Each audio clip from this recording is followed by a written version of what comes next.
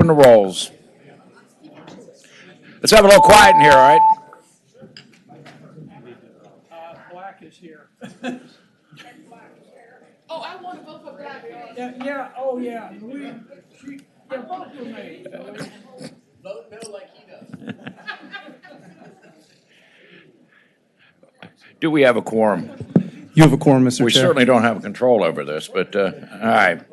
All right, we're gonna deal with a few bills in a block here, if we could.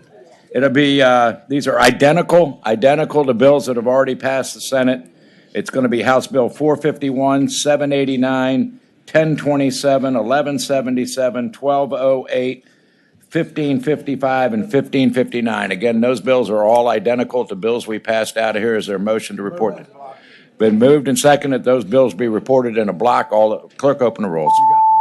I do. Okay. 10 ayes, 0 nays. Okay, thank you. All right, and there are two bills that we are identical to bills that we have passed previously, but they need to be re-referred to the Committee on Finance. I would take a motion to report and re-refer. Been moved and seconded that House Bill 1388 and House Bill 1427 be reported and re-referred to the Committee on Finance. Clerk, open the rolls. Okay.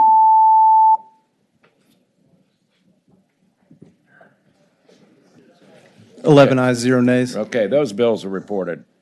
Delegate Adams.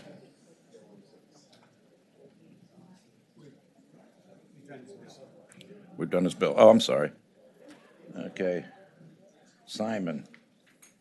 Delegate Simon, Senate Bill 9, or House Bill 911. I have a substitute that's been prepared, and I think the attorney will circulate it. Just make some technical amendments to what passed the House. Okay, is there a motion on the substitute? Been moved and seconded that substitute to the House Bill 911 be adopted. All those in favor say aye. Any opposed? Okay, the substitute's before us.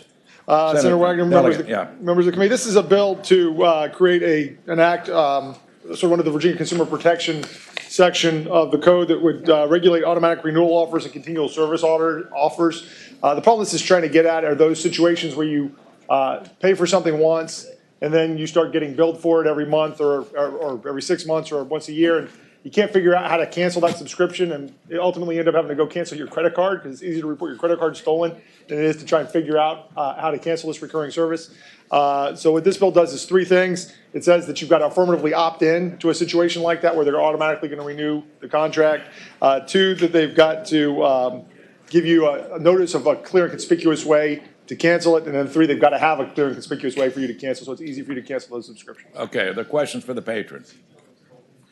It's a good bill. And is anyone opposed to this legislation? It's been moved and seconded that House Bill 911 Amendment Nature Substitute be reported. Clerk, open the rolls.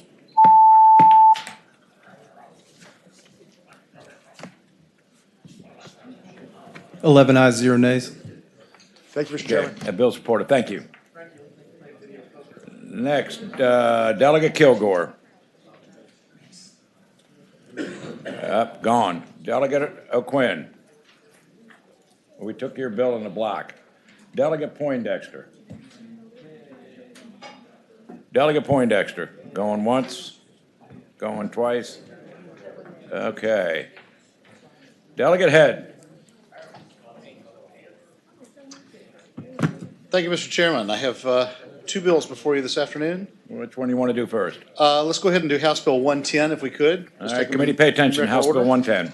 House Bill 110, Mr. Chairman, members of the committee, is one that you have seen before. This is the third attempt. Previous governor vetoed it twice. And I have had a conversation with our new governor and haven't gotten a commitment one way or another, but I would love to give him the opportunity to take a look at it a little bit more closely. This is just simply declaring that in the case of a small business that is a franchise, that the franchisee has employees that are the employees of that franchisee and that they are not also co-employees of the franchisor. And has had the support of every business group in the Commonwealth. Some of them may be here to speak for it. They certainly were in House committee, but if not, I'll be glad to answer any questions. All right, hang on a minute. Are there questions for the patron? Hearing none, are there those in support of the bill? Hi, Mr. Chairman, members of the committee, Ryan Dunn with the Virginia Chamber of Commerce. Not a new issue, but just wanted to say we do support this bill. Think it most accurately portrays the franchisee-franchisor relationship. We think this would be a good bill for us to have here. Thank you. Thank you. Kate Baker on behalf of the Virginia Retail Federation, and we also support this bill. Thank you. Mr. Chairman, Rebecca Gunn with the Roanoke Regional Chamber. We also support the bill. Thank you. Mr. Chairman, John Easter, Chamber RBA. We also support the bill. Thank you. Mr. Chairman, Joe Wirtz, Virginia Restaurant Lodging and Travel Association. We also support the bill. Okay. Is there anyone opposed to this legislation?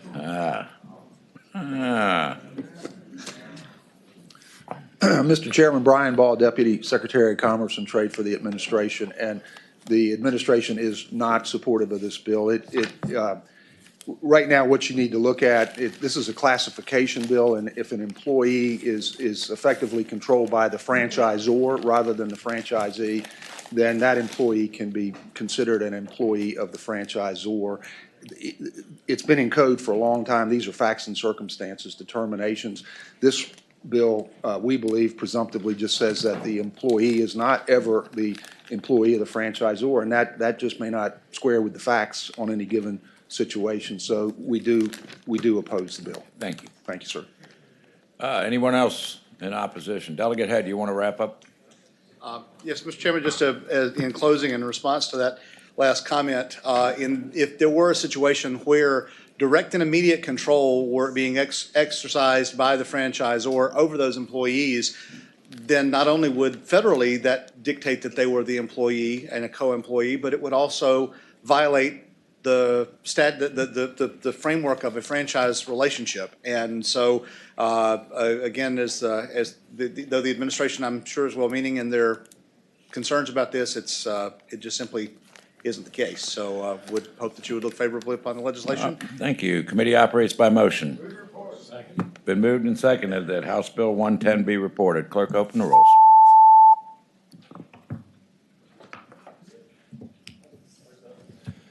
Ten ayes, 3 nays. 10 ayes, 3 nays. That bill is reported. Probably see it again on the 25th of April. Thank you, Delegate Head. You got House Bill 139. Yeah. Yes, sir, Mr. Chairman. And House Bill 139 is a bill dealing with reimbursements and credentialing for insurance companies. Currently, if you have a physician that is going to work for any provider, there's a period of time by which they have to be re-credentialed by the insurance company that would be paying for reimbursement. There are situations where a doctor, for example, could leave one place and go to work for another, and they may already be certified by the same insurer and then move to another location and start that process over again. We've been getting reports that it could be anywhere upwards of 180 days before they're able to be credentialed, and consequently, the provider isn't able to be reimbursed. And in essence, the insurance companies are able to hold on to the money that they're due, that the provider is due for an extended period of time.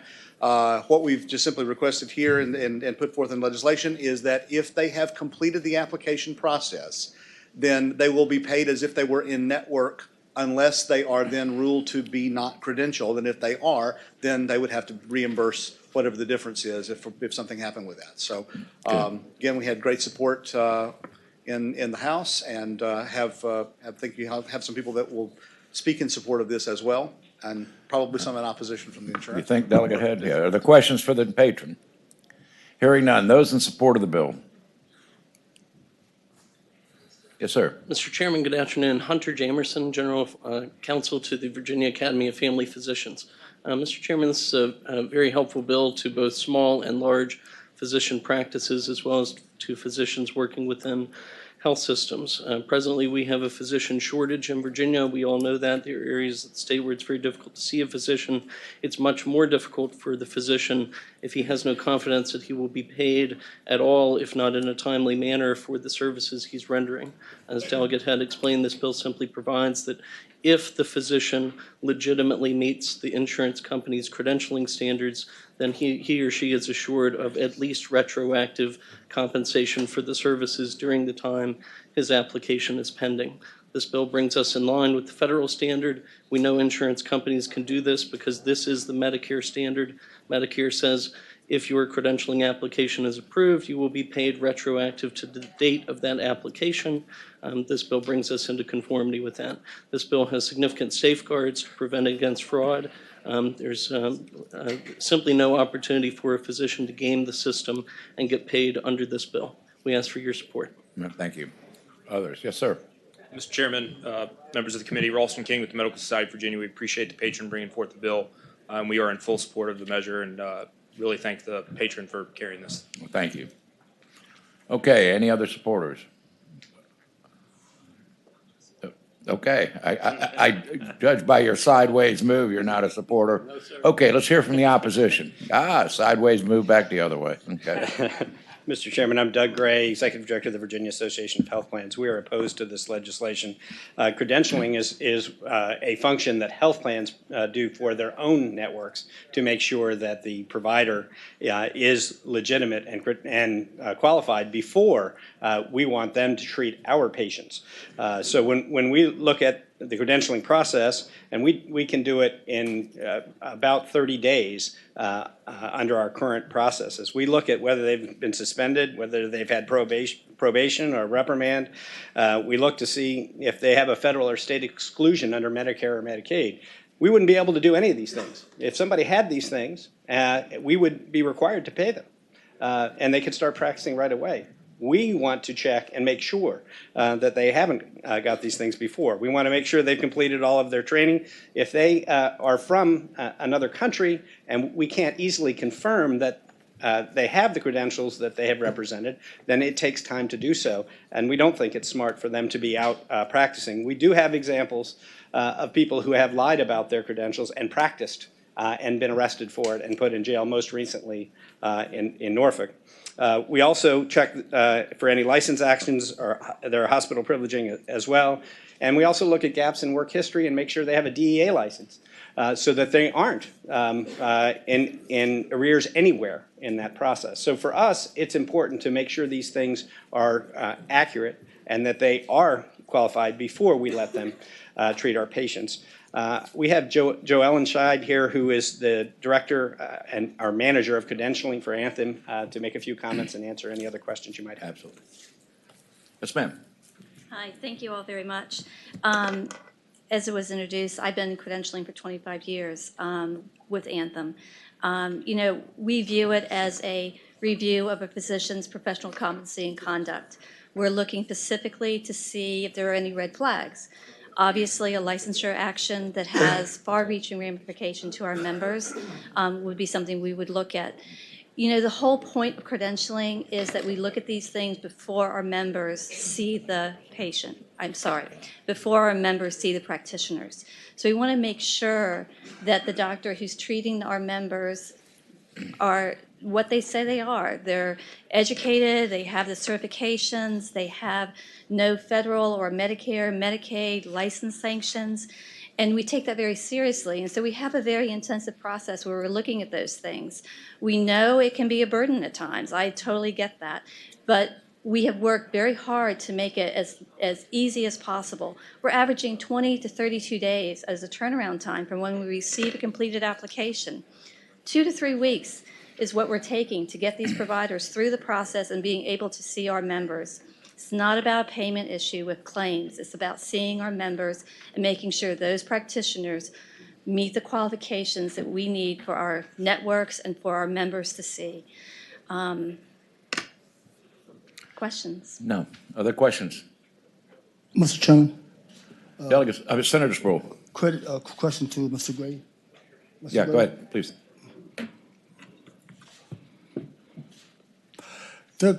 We had, for years now, we had doctors, and all of a sudden now that we have nurse practitioners, and they were saying because of the shortage of doctors in the rural area, and they come in and what have you. And this, what you were trying to do, you were trying to make sure that these persons who come in, that they are really qualified, can do the job? Yes, Mr. Chairman. So some question that, Senator so Sproul. is there a possibility then, if we didn't have this safeguard, then are you saying that we could have doctors who are not qualified to do the job? Can I address that, please? Do you mind?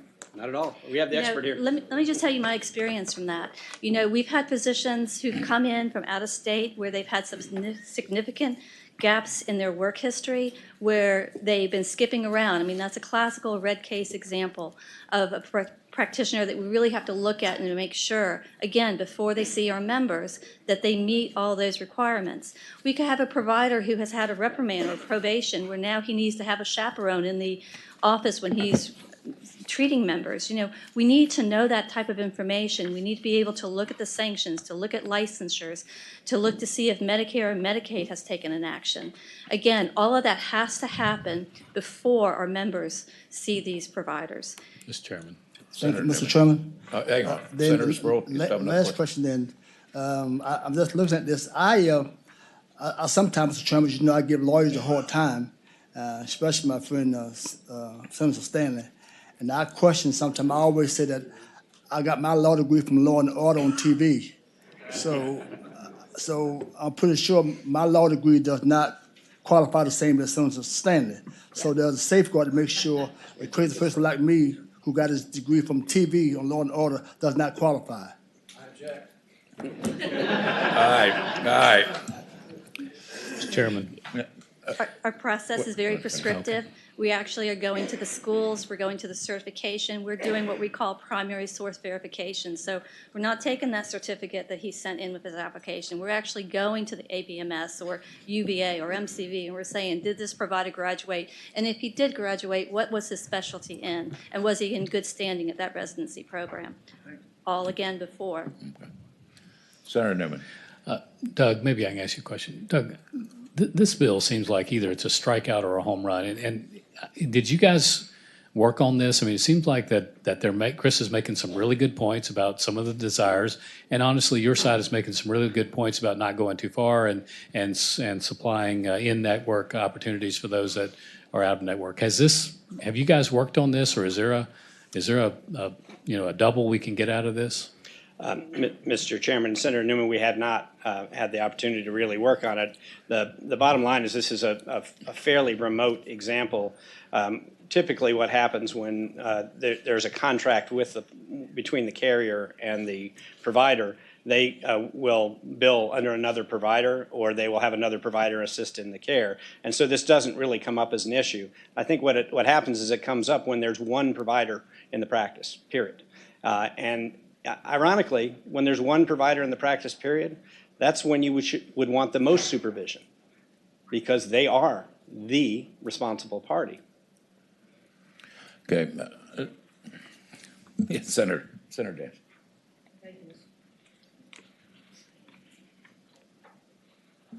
Thank you, Mr. Chairman. I know that we're a different body, but it's a mystery to me how you could have gotten through that first body of 100 and they all say that this is a good bill. And now you all are here saying this is a horrible bill, and you sound very impressive. But did you not have an opportunity to give this good impression to the other side, and they still sent you here with them having a unanimous vote of agreement? And I know that there are doctors and there are nurses and there are all types of people that fit all these bills, all these positions or whatever that you have here before us. So what's different now than was not there in the other body? That's what I'd like to know. Thank you. Mr. Chairman, Senator Dance, what's different is we're not under a deluge of bills being heard one after another, 2 minutes apiece. We were under a deluge of bills in both the House and Senate. You may remember in your first meeting, we had 17 bills on health insurance in the first meeting alone. I spoke on 13 of the 17. When that happens, people don't focus. They don't spend the time to have a real discussion of the bills. They deal with it and move on. And that's what happened in this particular case. So that's the explanation for why. Mr. Chairman. Senator Dance. Mr. Chairman, that's not acceptable, because we are here from the beginning until the end, and we stay as long as the chair says He's giving y'all time to give to us, and I know y'all catch us in the hallway, the byway, the every kind of way. So again, could you answer me, why is it that we get this and it's a unanimous decision from the other body, and now you're saying stop in the mid-track? Mr. Chairman and Senator Dance, we have a bicameral body for a reason. And when things get busy, things slip through. I literally had 2 minutes to speak on this bill the first time. The good delegate made his remarks. I made remarks. It was late. Boom, it was over. That's all there was to it. There was no full discussion or consideration. There was no heart for a full discussion or consideration at that point. It was a very quick meeting. And frankly, we had a lot to cover, which is not unusual. That's the way it works down here. So, I don't think the fact that it passed means that it doesn't need further consideration. Senator Dance, is that complete? Mr. Chairman. Okay. Senator Newman. Mr. Chairman, I know there are a number of votes that I know of that are no up here right now, but I think that Chris makes a good case for the fact that we need to look at it, and I'm not volunteering myself, I'll volunteer McDougal, but I do think that, I think we can do something here, and I would like the bill go by for the day, if it's okay with the committee, and let's see if we can't work on this for a while. Okay. Delegate Head, I recommend that the two parties get together. Well, Mr. Chairman, we have had ample opportunity to do that, and if you would like to take it by for the day, I certainly am not opposed to that. It would be my recommendation, if you want to see something on the back end, that you all get together and start working out some white smoke. I'm gonna give you a week, okay? We'll do that, and all right. We'll see you back next time. All right, thank you. Thank you. Delegate Kilgore. You got one bill that. Poindexter, Delegate Poindexter. You got your, who's up? He's got one bill. All right. Thank you, Mr. Chairman. Poindexter, 698. You got lucky in the draw. Kilgore was next on the list. Okay, and hopefully no right and left swings, Mr. Chairman. All right. Ran into this case back in the district. I'll be pretty quick here. Mom and Papa, a 70-year-old family-run district restaurant, no e-gas for the boaters and the farmers, and 15 employees, and their drain field failed. No viable alternative to go under the state highway to reach the other side of the road where they own 40 or 50 acres of permeable soil-tested land. BDH is not allowed today under the law to issue a permit to anyone but a public service authority to go under the highway. So what this bill does is carve out an exception where they may issue a permit to a resident or a business whose drain field fails or the well fails, and they have to go across the road to access a new drain field or to hook into a new well. Okay. Are there questions for the patron? Mr. Chairman. Senator Sproul. So when they dig under the road, do they have to be, do they bring an engineer, someone to make sure? Yes, sir. They have to follow Miss Utility and all of those rules and follow the conditions of the VDOT permit. And I would point out that VDOT had a cut at the language, and it's in the introduced bill. Thank you, sir. There, as far as I know, have. Mr. Chairman, move to report. Been moved and seconded that House Bill 698 be reported. Clerk, open the rolls.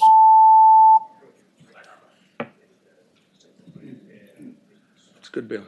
Okay. 14 ayes, 0 nays. All right. Thank you, Mr. Delegate Chairman. Poindexter. Thank you, Members Committee. Before I get started, I'm going to call Delegate Kilgore up, but let me just, and I should have made this announcement at the beginning, and I apologize. We will not be taking up Delegate Kilgore's electric regulation bill today. So if you guys were here for that over there on my right, that'll be next Monday. They're probably here to. They're probably here to listen to my agency bills. Well, let's take your agency bills. 117. You want to do that one first? 117, Mr. Chairman. Thank you, Mr. Chairman. This comes to you from the Workers' Compensation Commission. Deals with a quorum, and it says that for the purposes of constituting a quorum, it would include a deputy commissioner or retired commissioner who would be appointed or recalled to fill that vacancy. We had an issue a year or two ago with this, and it backlogged, and this is a way to solve that particular issue. Hope that's the bill. Other questions for the patron? I don't imagine there's anyone opposed to this bill. Been moved and seconded that House Bill 117 be reported. Clerk, open the rolls.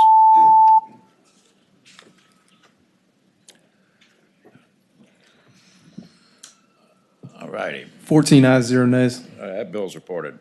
All right, Delegate Kilgore, you have 237, which comes to you from the clerk's office at the State Corporation Commission, and it simply extends the date by which the SEC and Department of Small Business are required to complete the aspect of their one-stop small business permitting program from June the 30th, 2018 to January 1st, 2020. It'll be done quicker than that, we think, after talking to Sam. 237 in general. Oh, two. 238. That's what I said, 238.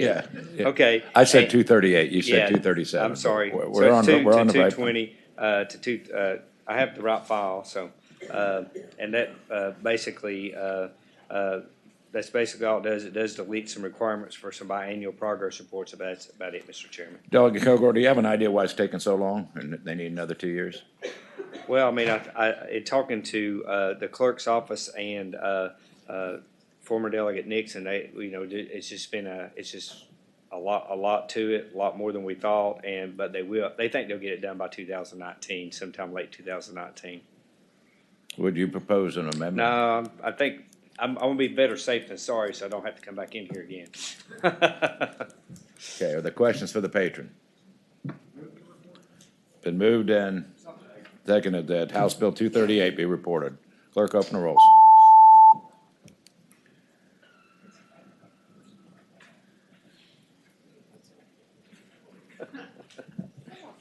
Okay. 12 ayes, 1 nay.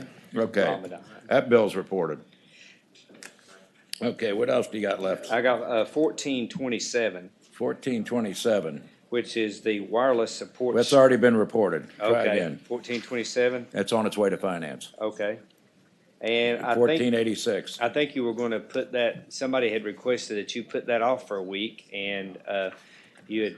I think, Mr. Chairman, you said that you were agreeable to that. I don't have a problem. 1486. I don't have a problem either way. Whatever the chairman wants to do. All right. We'll put that off. Well, you ready to go with that? I think some of the others wanted a week. They'd talk to you about having a week, and I don't mind that if that's what they want. All right. If you want a week, Yeah, we'll that's give you a fine. week. Okay. All That's right. fine. All right. It's bye for the week. All right. I think Let's. that's all I have that's before you today. All righty. Thank you. Thank you. Okay, Delegate Keem. Thank you, Mr. Chairman. I had two bills. I understand one of them was already voted out in block because it's identical to Senator Stewart's bill, which was Right. House You have Bill three- 789 was 390 already. Yeah, Yes. 396 for Yes, us. sir.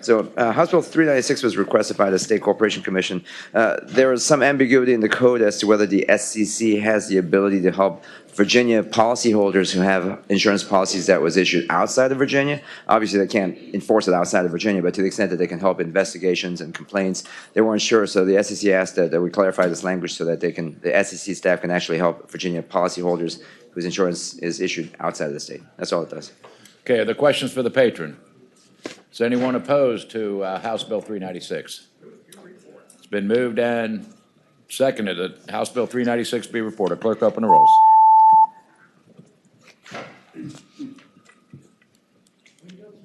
All right. Thank you, Mr. Chairman. Thank you, 14 ayes, 0 Delegate Keane. nays. We appreciate it. Coming down the list, Delegate Marshall. I move to report. House Bill 433. So this is House Bill 433 is brought to you by Joe Face from the State Corporation Commission, and this bill will modify the grounds upon which the SEC may close a failing state chartered bank or credit union. Federal law requires federally insured banks and credit unions to be closed after the capital to asset ratio drops. What this bill does, it just gets those two same language. Okay. Other questions for the patron? Commission obviously put this bill forward. I assume they're fine with it. Yeah, they've Okay, got got a nod. Okay. Been moved and seconded that House Bill 433 be reported. Clerk, open the rolls.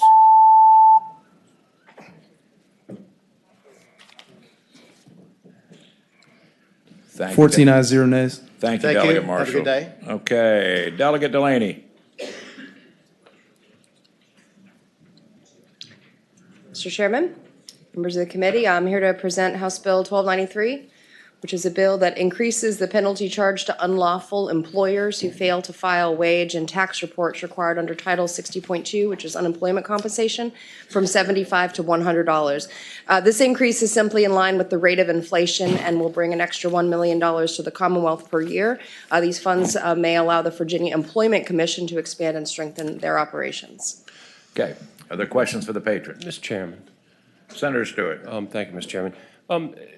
Delegate, I'm curious, is there a problem with people not filing these reports? We had a similar bill in the Senate side. I think we PBI'd it, but maybe I'm wrong. But what's the genesis of this? There are indeed problems with these reports failing to be reported. What we see are business owners who find it cheaper to get the work done by misclassifying their workforce. That allows them to undercut the law-abiding employers who are hiring and filing their proper documents for their employees. And so it's actually costing the Commonwealth about $27 million a year by the calculations of how many workers, when they looked at the percentage of how many workers during a certain audit had been misclassifying workers. They project that out to say that we could be losing a revenue of up to $27 million a year through this kind of misclassification. And Senator Stewart. Thank you, Mr. Chairman. Generally, where are these coming from? Are they throughout the Commonwealth in a particular region? And who's investigating this and determining this? Well, and, Mr. Chairman, I do know we have someone here from the Can we get the VEC Unemployment Commission? Yes. Yeah. Mr. Chairman, members of the committee, I'm Valerie Braxton Williams. Yes. We do regular tax audits of employers, and we also have 2 special investigators who also, when we get complaints from other employers that they feel they've been underbid on some contracts, and we look at that employer, we find that they have not submitted wage reports that reflect the number of employees that they have. And we also, if someone files a claim for unemployment benefits, and there's no wage record, that's another signal to us that the employer has not been submitting a timely report. Yeah. Senator Stewart, I just from personal experience in the ship repair company, it goes on a lot more frequently than you care to think, and it puts those that are trying to comply with the law at a competitive disadvantage when they go to bid on jobs. There's cases in point where there's shipyards down there paying welders $8 an hour, but paying them $150 a day in per diem to avoid the fact that they should be getting $24, $25 an hour, but they're getting $150, $160 in per diem tax-free and only paying taxes on $8. And then those kind of cases are going on far too frequently. And typically, the way it started is the person that can't win a job because of some other reasons of breaking the law, they report it to the VEC. The VEC will come in and try to level the playing field. So I think it's a small measure. I mean, it's a $25 increase as I read it, and I think it's probably appropriate. It's been moved and seconded that House Bill 1293 be reported. Yes, Senator McDougal. How much is it? The fine right now is 75. Let's raise it to 100. Yeah. Oh, so it was 300 and then back to 100. Okay, it's been moved and seconded, and I believe, is there anyone opposed to the bill? Oh. Which improper businesses are you trying to protect there, Ryan? Mr. Chairman, Ryan Dunn, Virginia Chamber of Commerce, not here to protect anyone. Do want to just kind of correct some of the data that there's this large misclassification problem going on, and a lot of times what one person calls misclassification, another calls an independent contractor. There's a 22-point IRS code that they have to go through at a test, answering 22 questions to figure out whether it's an independent contractor, sometimes if it's not. I spoke against the bill in the House side as well. There was an amendment to move it down to $100. Mr. Chairman, this doesn't change your criteria. All this says is that if you are breaking the law, you go pay $25 more. Mr. Chairman. In other words, the law is already on the books. All this says is if you get caught doing this, you're going to pay $25 more for a fine than you're paying now. But you're arguing for the criteria, which is not part of her bill. Senator Saslaw is going to let you talk in just a second. Okay. All right, go ahead. Yes, Mr. Chairman, Senator Saslaw. Absolutely correct in that this bill actually does imply that there has to be something done wrong, meaning that they didn't actually file it. The 22-point test makes it very difficult for some employers to decide whether or not they need to apply for it or need to report it as an independent contractor. And because of that, it becomes difficult for the employer to understand, yes, this is an independent contractor, or no, it's not. So that's where we really have issue. It does offer some confusion for employers. So thank you. We appreciate you bringing out the problem, but it's a $25 fine increase. So, yes. Mr. Chairman, David Bailey with the Alliance of Construction Excellence. I wasn't going to speak, but I am speaking in favor of the bill. Our contractors, particularly in Northern Virginia, do exactly have the problem that you referenced and being undercut by some. There was opposition in the other chamber to $300, but the one to make it simply 25, just a little bit of the cost of living, or the matter that is such a simple one that I'm surprised that there's opposition from businesses. Thank you. Thank you. Mr. Chairman. Senator Stewart. And I'm sorry, I just want to make sure I understand this. As I read the bill, what it says is if you don't file the report, you can be assessed this fine, which is currently $75, and you're going to raise it to $100. I don't see how the bill addresses the issue that you all are discussing about people miscategorizing whatever's done. Well, Mr. Chairman, one thing that we are attempting to do is to simply make it more of a deterrent. I mean, we did originally go in with a $300, but after conversation in the House, we agreed to $100, matching it to inflation. It's always existed to be somewhat of a deterrent, but as inflation has changed that value, $75 is less of a deterrent than $100 would be. And so there is the element that it's simply raising the fine on law-breaking businesses to match what inflation is. But it doesn't, nothing in our bill, I mean, this is existing code, and we're simply making this update. You know, nothing in this addresses what I understand is confusion and frustration about the IRS and their 22-factor test. I understand those frustrations, but this bill specifically addresses law-breaking businesses that are undercutting current law-abiding contractors or employers out there. Okay. Senator Cosgrove. Thank you, Mr. Chairman. I'm looking at the financial impact statement that we have under the substitute bill. It's substantial. I guess the question is, does it have good a finance once it gets out of here? I do not have a note or a hook on this bill, so I assume it doesn't. Normally, finance is very thorough about putting hooks in bills, so I do not have a statement on that. And Mr. Chairman, I will add the agency did write a letter to the House saying that any expense would be absorbed in their annual budget, so it would have no cost to the Commonwealth. All right. All right, any other questions? We have a motion properly supported to report House Bill 1293. Clerk, open the rolls.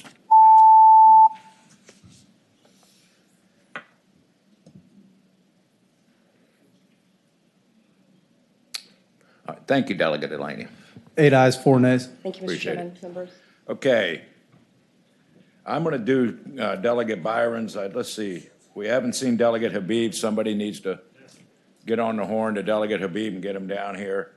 I have heard from Delegate Simon and Delegate Klein. They're all on the agenda. I will try to handle. Simon was Oh, we did Simon. I apologize. Okay. Habib's not showed up yet. Okay. And Delegate Klein has not showed up yet.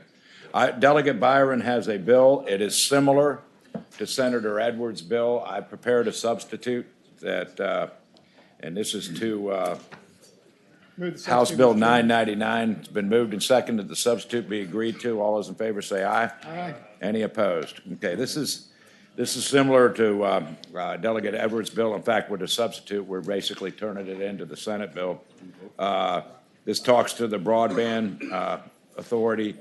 The House had passed a bill asking for 10 years. We had cut that back to 3 years. This returns it back to 3 years instead of 10 years in terms of how long the authority. This bill also equals up the numbers, 4 senators, 4 delegates as members of this authority. And there is one line amendment. If the clerk could report the line amendment to the substitute. Was there not a line amendment? The yellow. Just a minute, Mr. Chairman, I haven't seen this. Okay.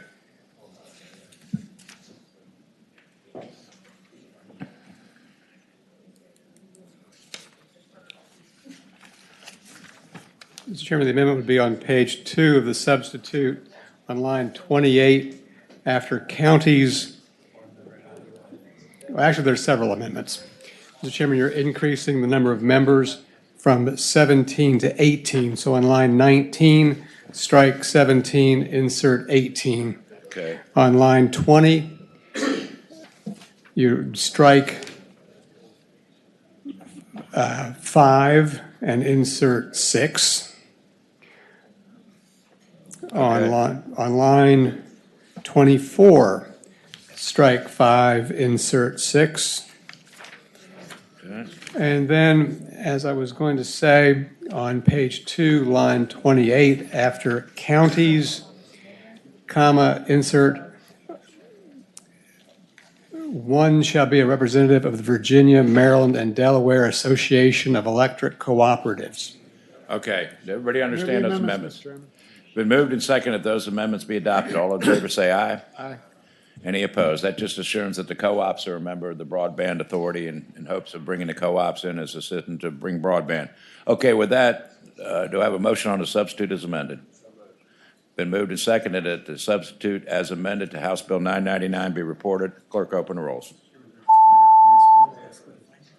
Oops. Withdraw that motion. I'd entertain a motion that the substitute be reported and re-referred to the Committee of Finance. It's been moved and seconded that the amendment nature substitute as amended be reported and re-referred to Committee on Finance. Clerk, open the rolls.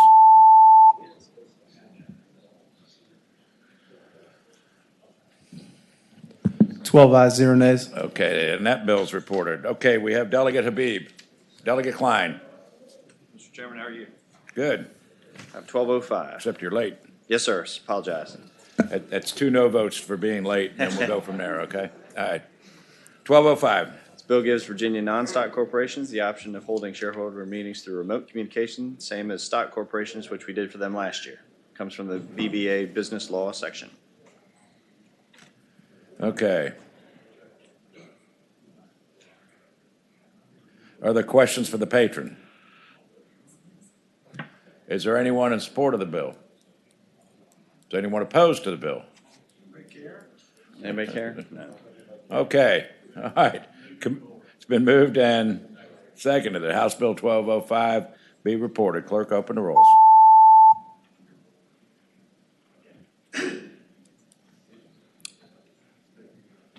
Eleven ayes, 1 nay. 11 ayes, 1 nay. That bill's reported. Thank you, Delegate Klein. Is Delegate Habib on his way? You got something else, Frank?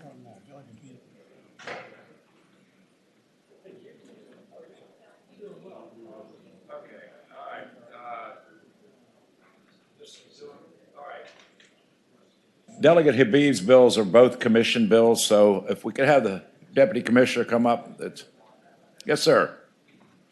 You could probably do a much better job than Delegate Habib can. I don't know about that, sir. I'm pretty sure you can. House Bill 170, let's take them in order. Mr. Chairman, 117? 170. Okay. Transacting business under an assumed name. Oh, I'm sorry. Wrong, that's the wrong commission. There you go. Thank you, Mr. Chairman. I'm Joel Peck, the clerk at the State Corporation Commission. House Bill 170 was introduced at our request by Delegate Habib. It again extends the effective date of some legislation that the commission will administer until January 1 of 2020 to coordinate with this new computer system that we're developing in the clerk's office now. Okay. Came at the request of Sam Nixon? I Right. buzzed Are him there Sam's questions? here. Are there questions for the patron's substitute? Been moved and seconded that House Bill 170 be reported. Clerk, open the rolls. Okay. That bill's reported. 13 ayes, 0 nays. All right, let's try 558 now. The other pinch hitter. Workman's comp. Yes, sir. Yeah, Mr. Chairman and members of the committee, this is just a minor technical correction that relates to the medical fee schedules. It applies a definition that we already have under the Workers' Comp Commission's rules to the price rates for out-of-state health care providers. We have cases where someone is injured in Virginia. It's a Virginia workers' comp case. They moved out of state and they get treatment out of there. So we have to have a definition for what are the rates for those health care providers. Okay, so we're just codifying what's already in your rules? Yes, sir. Okay. Any questions? Been moved. Is there anyone opposed to this legislation? Okay, it's been moved and seconded that House Bill 558 be reported. Clerk, open the rolls.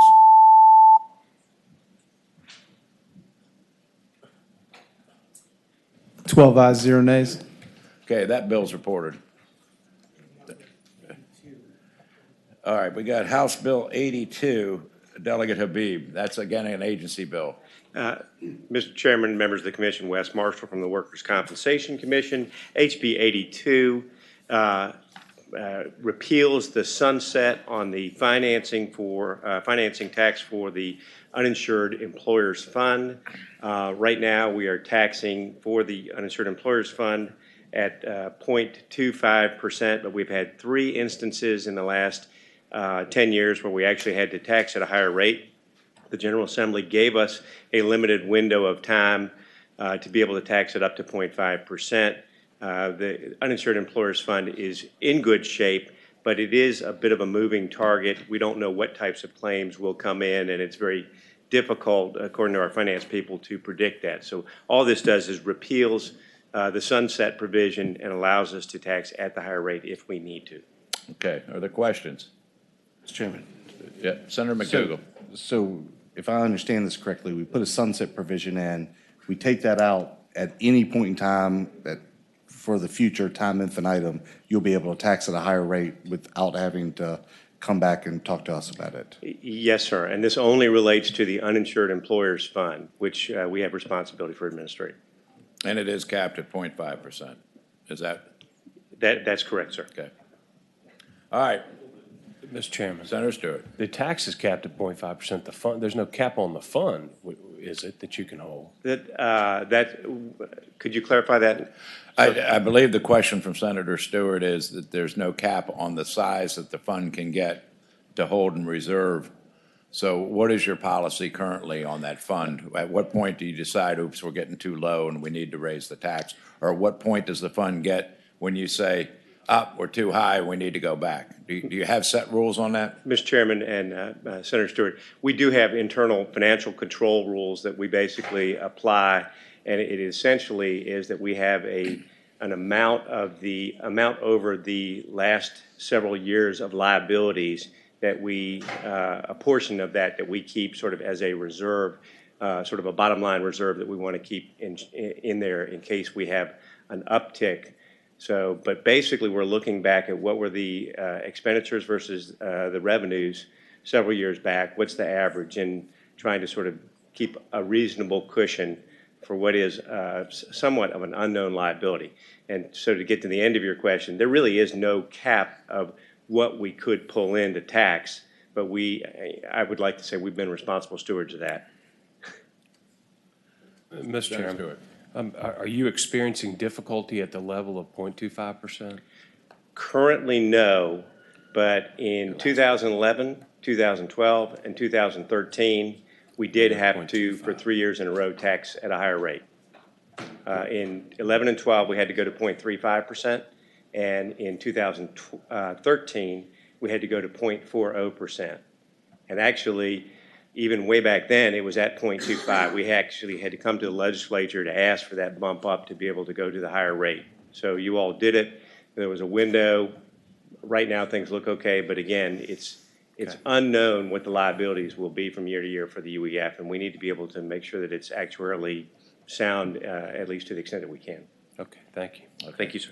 Any other questions? Delegate Habib, your pinch hitters have been doing well. They're better than me.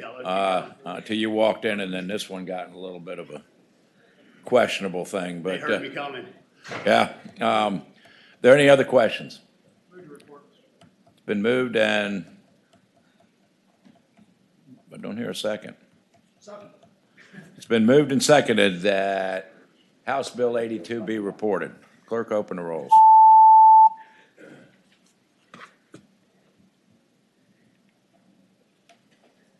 Seven ayes, 5 nays. 7 ayes, 5 nays. The bill is reported, and I'll have fun explaining that one. I believe that completes our docket. Is there anything else to come Did y'all before the get my, committee? all of mine? Oh, 531. I don't know, you came in here and you almost lost that one, but I we'll think do. I had 5 of them. Well, We'll do you want me to step out, 531. let Commissioner Marshall present this one? This one actually is not an agency bill. There's a provision in the Compensation Act about aggregating proof of coverage information. All proof of coverage information is currently public information. It just can't be aggregated. And so if you want to determine proof of coverage, you have to go employer by employer, company by company. This simply allows a more efficient way to gain access to that information. Again, everything's already public. It just allows the aggregation of that so that for research purposes, for public purposes, for there are private companies that provide this information. So again, there was some confusion originally on the House side. Does this make currently confidential information public? It does not. It just allows aggregation and transparency. Okay. And there are people who oppose it, so. Mr. Chairman? Yes, Senator Cosgrove. Thank you. Delegate, does this make it easier for lawyers to sue other people? No. Okay.